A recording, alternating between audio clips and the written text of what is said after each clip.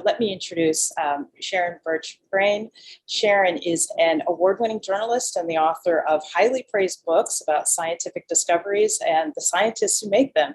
She's interested in exploring the connection between social issues and advancements in science, and in making the science clear and interesting to non-specialists. The topics she's has explored range from Bayesian statistics, I had to look that up, to biases. And her first book dealt with changing and probably unchanging patterns of discrimination faced by women scientists during the 20th century and also the 21st century.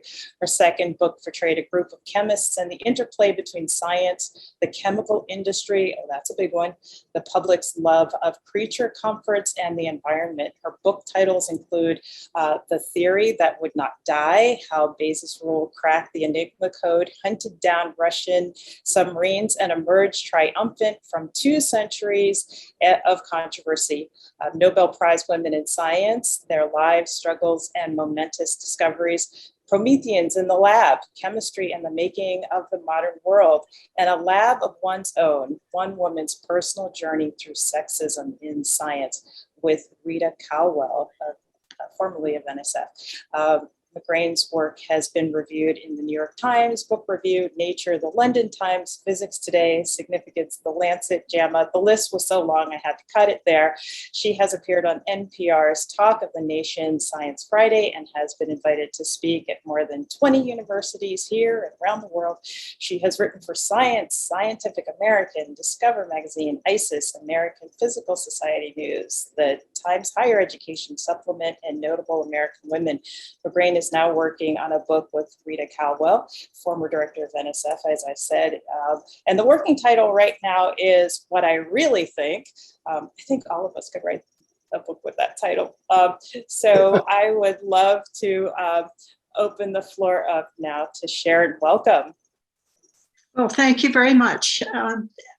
I have to say I was floored when I was invited to participate in this illustrious panel. But I do have to make one quick correction. That is, the book that I wrote with Rita Caldwell is already out with a different title, A Lab of One's Own. But thank you very much. When I was invited to join this panel, I really was very puzzled.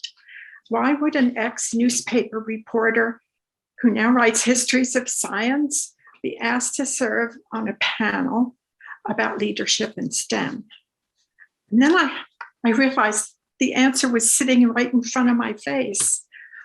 The term historically underrepresented groups says it all. That history itself can suggest ways that women and others from underrepresented STEM groups can, and I would say must, become leaders.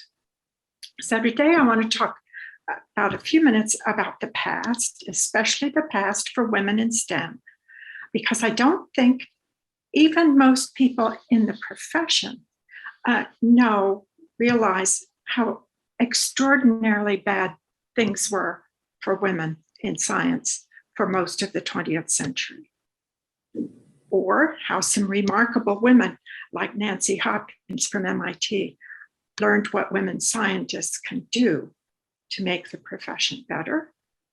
And finally, how Latinas, African American women, and women from other historically underrepresented groups in STEM can, and I think for all of our sakes, become leaders in science today. My own journey of discovery started when the US government collapsed because of foreign competition in the 1980s. And the media went on a frenzy. Every story for the next year said that the US had failed because it wasn't producing enough scientists and engineers. At the time, I was a newspaper reporter in Michigan, and I wondered, why did the US have so few women scientists? And I decided to write a book about some women scientists to see what they'd experienced. I had no preconceptions. I was just deeply curious. I wanted to know what was going on. Then the men started to joking that my book would be very short because there weren't any women in science at all. And I realized I had to get around this prejudice, but that I could do so by focusing on the 10 women who had already won Nobel Prize winners in science and 4 or 5 others who'd contributed in a very important way to someone else's Nobel, inevitably a man's. Okay? That way, no one could argue that women couldn't do top-notch science. Okay? Now, fortunately, I was doing this early enough in the women's issues so that most of the women that I wanted to write about, or members of their families, people who knew them intimately, were still alive and I could talk to them. But the obstacles they faced were so enormous. I had to switch my idea from, first I was wondering why there are so few women in science. And after I learned about these obstacles, I thought, good Lord, how come there are so many women surviving in science? These women had been confined to basement laboratories, to attic offices. They crawled behind furniture to attend science lectures. They worked in universities for years without pay as volunteers in the United States as late as the 1970s. Many for women were from countries that banned women outright from high schools and universities. Half of them were from a religious and ethnic minority that was facing the Holocaust in Europe and widespread prejudice in the US. In addition, the US profoundly disapproved of working wives, especially wives who were working in professional level jobs. North America, Canada, and the United States were littered with state laws and regulations forbidding universities from hiring the wives of their faculty members, even if they were as distinguished or more distinguished than their husbands. In a particularly spectacular example, Maria Geppert-Mayer, the physicist who taught us what happens inside the nucleus of the atom, was married to a chemistry professor. He had no problems, but she had to do her Nobel Prize-winning research at Johns Hopkins, Columbia, and the University of Chicago as an unpaid volunteer. That was her title, volunteer. Sometimes refused even an office or the title volunteer. So I had to ask, how did these women, these stellar scientists, put up with such disgraceful, abominable working conditions? They kept going because they loved science. When they talked about it, they did it in glowing, joyful terms. And I'll read you a couple of them.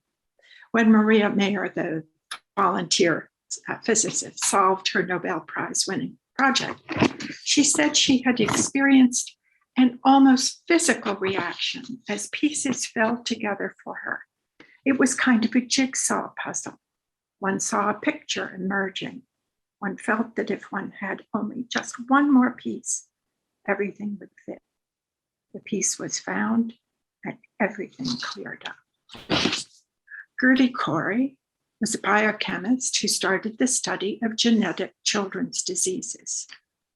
And she explained that for a research worker, the unforgotten moments of his life, and she said his life, the unforgotten moments of his life are the ones which come after years of plodding work, when the veil over nature's secret seems suddenly to lift, and when what was dark and chaotic appear in a clear and beautiful light and pattern.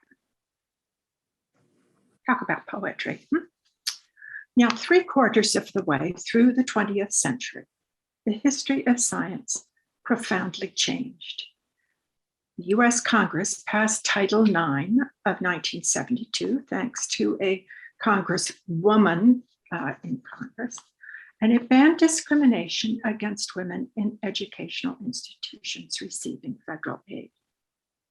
After that, more women faculty members were hired, and they realized gradually that by uniting together, they could solve many of their problems. And I'd like to talk here for just a few moments about an MIT evolutionary biologist, Nancy Hopkins, because she's a remarkable example of what happened once there were enough women scientists in the university that they could form groups and lobby together for what they wanted or needed in their work. Now, in 1964, when Nancy Hopkins was an undergraduate at Harvard, she was working in her lab one day when one of the gods of modern biology, Sir Francis Crick, raced in, grabbed her breasts, and asked what she was working on. Hopkins did not raise a fuss. As she told me, every woman working in a man's world knew the men looked on them as sex objects. That was just life, she said. And Hopkins wanted to stay in science. So she told no one about the experience for 50-odd years. It was only later, as a professor at MIT, that she gradually came to realize that as a woman, not even doing a Nobel class experiment would get her the same recognition as a man would get as a top scientist. She became depressed. So her department chair refused to give her more lab space for fish tanks for an experiment. At that point, she got really mad, realizing the only way to get what she needed was to change the rules. She formed a group of like-minded women scientists at MIT. She collected data. She used her mother's tape measure to measure all the labs in the department and discovered, lo and behold, that all the men had bigger labs than all the women. Okay. She forms a group, collects data proving that MIT men in her department got better facilities and support than MIT women, and then went to MIT's top administration. Robert Bergeneau, the Dean of Science, told me that it felt like a religious experience, he said. The women were among the nation's leading scientists, but they were deeply distressed. He might have been able to dismiss a complaint, he said, from one woman, because then it might have been just a personal issue. But hearing, similar stories from the 15 distinguished women in his office that day, he decided Hopkins was right. This was discrimination, and MIT needed to take care of their problems, which he and MIT's president did. Nancy Hopkins' work cost her her 40-year-long friendship with her best buddy, what she called her best buddy, who was James Watson, and who finally said that if she didn't take back what she'd said about women being able to do science, he'd never speak to her again. That was the price she paid for making trouble for men, Nancy Hopkins told me, even if you were simply saying the truth. Then she went on to fight universities that helped their male professors start high-tech companies without a single woman scientist on board. So we come to today and the problems faced by young women from historically underrepresented STEM groups. We are living in a country where congressional support for science and technology is waning, where half the population does not believe in evolution, where in the past year, many have on the vaccines that have saved millions of lives, where women outnumber men in undergraduate education, and where US science still relies on the talents of white men, a mere 1/3 of our population, instead of the talents of 100% of our population. So if science and math are to survive and thrive, I'm afraid it's probably going going to be up to the young women in science and STEM today to become the public spokespeople for science. As Rita Caldwell said in our book, A Lab of One's Own, it is the responsibility of every scientist to explain her work to the public and give it a human face. So I think history, like art and music, can teach us that what the early revolutionaries in science did, find your passion, find your cause, or like Nancy Hopkins, join a like-minded group of reformers, or form one, be a rebel with a cause. Study writing, public speaking, so you can explain the science effectively to the public and to the government. Learn to lobby. You might even consider running for public office. We've talked a lot today about females with double handicaps. They're women and they're from underrepresented minorities. But it is possible to turn those handicaps into advantages. Form a group, but don't split your votes. Unite around one candidate, someone who's able and wants reform, and vote for her into a position of leadership. Then do the same thing with other women, year after year after year, because a group of united women can be very powerful. And finally, remember Nicole Smith, the wonderful African-American research professor and chief economist at Georgetown University Center on Education and the Workforce.